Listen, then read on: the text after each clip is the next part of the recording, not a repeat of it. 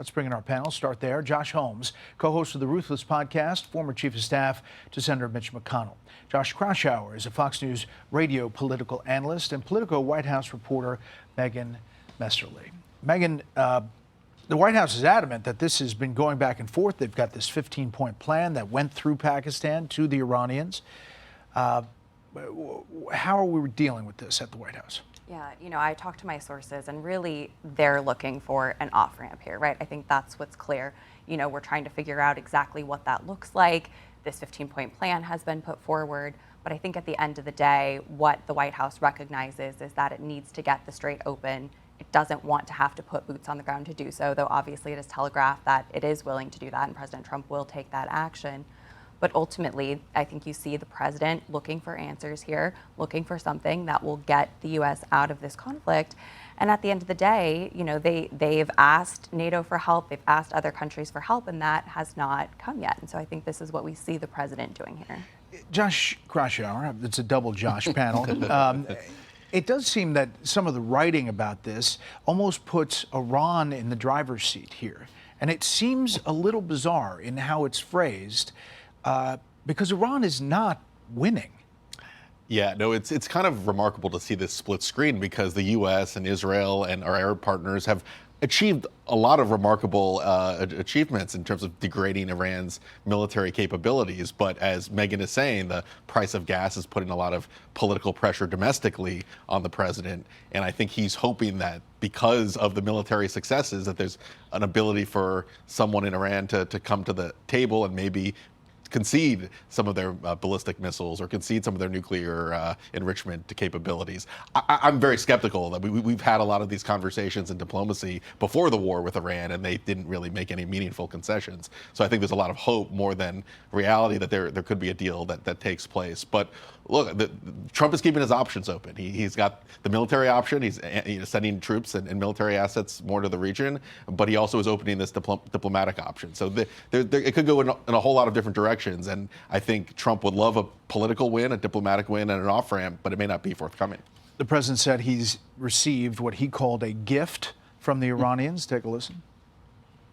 They're going to make a deal. They did something yesterday that was amazing, actually. They gave us a present, and the present arrived today. And it was a very big present worth a tremendous amount of money. And I'm not going to tell you what that present is. That meant one thing to me: we're dealing with the right people. Is that nuclear related? No, it wasn't nuclear related. It was oil and gas related. So many people believe it was a tanker that was allowed to go through the Strait of Hormuz. There's a lot of questions here, Josh. It's the kind of color we're really going to appreciate much more after the fact when Trump is no longer president, because you just don't get that kind of candor. And obviously there is a negotiation going on. Wouldn't be able to have that discussion without that, as much as Iran wants to make the world believe that they don't need a deal. They need a deal. The military execution of this campaign has been extraordinary. I think the balance for what the administration is trying to accomplish here has to take into account, you're not going to do this again. This is a once-in-a-lifetime, 46 long years that American bloodshed has been at the hands of an Iranian regime. You've got them on their knees, and I think that this administration uniquely understands now is the time where you make sure that our allies in the region, American people, are going to be protected from this reign of terror that Iran has rained down on us. Meantime, there's a debate about the funding for DHS.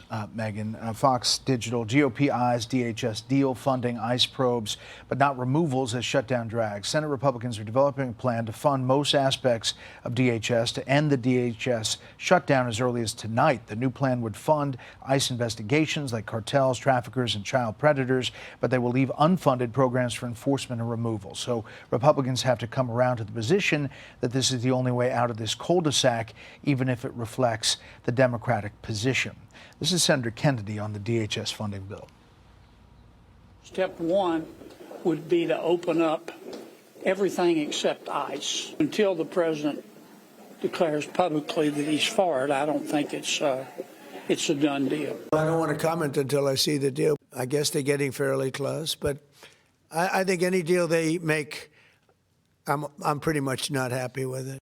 Kind of laying the marker down there, Megan. He really wants to tie it to the Save America Act, but it just doesn't add up vote-wise on Capitol Hill. And that's the challenge here. I mean, I think you hear the president making very clear that, he's not going to be happy if Republicans make a deal with Democrats. It's not what he wants. He's made very clear, to your point, that he wants the Save America Act, its voter verification provisions, voter ID, the transgender provisions. This is something that he really wants, and he believes his base really wants as well. It's important for them to get across the finish line.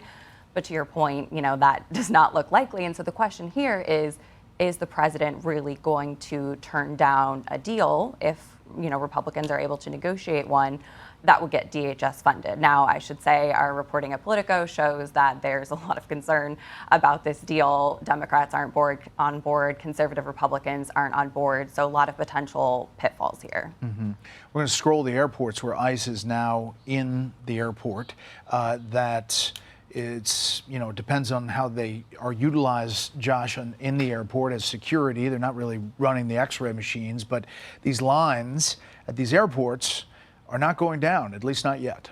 Yeah, and there's nothing like long airport lines to finally put the political pressure to get some kind of deal in place. Now, on the DHS side, I actually think what's being talked about is a pretty favorable deal for Republicans. It's essentially funding DHS.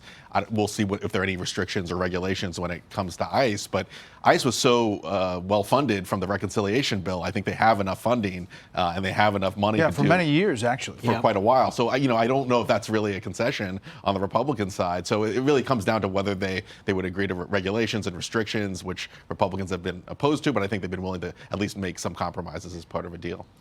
But Josh, number one, the Democrats say take yes for an answer.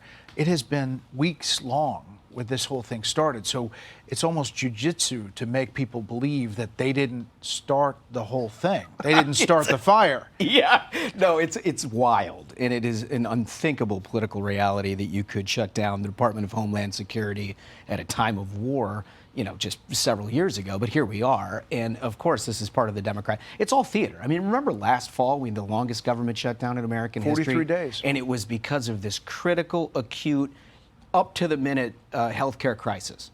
I mean, I just talked to the chairman of the Senate Health Committee today on our podcast. He said he's never heard from a Democrat since they reopened about healthcare at all. And that's what this is about, too. I mean, ICE, as you said it, Josh, ICE was funded at $75 billion last year. They only spent 9 or 10 of that. ICE is the only operation in Homeland Security that is funded. And so this whole thing is a theater. I understand the president's standpoint and that he wants to show the politics where they are. But the reality is that Democrats have put this country in an incredibly vulnerable place as a result of this shutdown. Megan, quickly, how much is the White House mindset looking at November and the midterms? I mean, so much of the mindset is on November. President Trump does not want to be in a position where he's subject to impeachment inquiries, investigations that would inevitably result if Democrats were to be in control. So this is existential for him. He wants Republican control. He wants to get his priorities through. And it's a lot easier to do that if he's not fighting Democrats at every other turn. All right, panel, thanks. Be sure to like and subscribe for all the Fox News latest on YouTube and catch full shows streaming now on Fox One.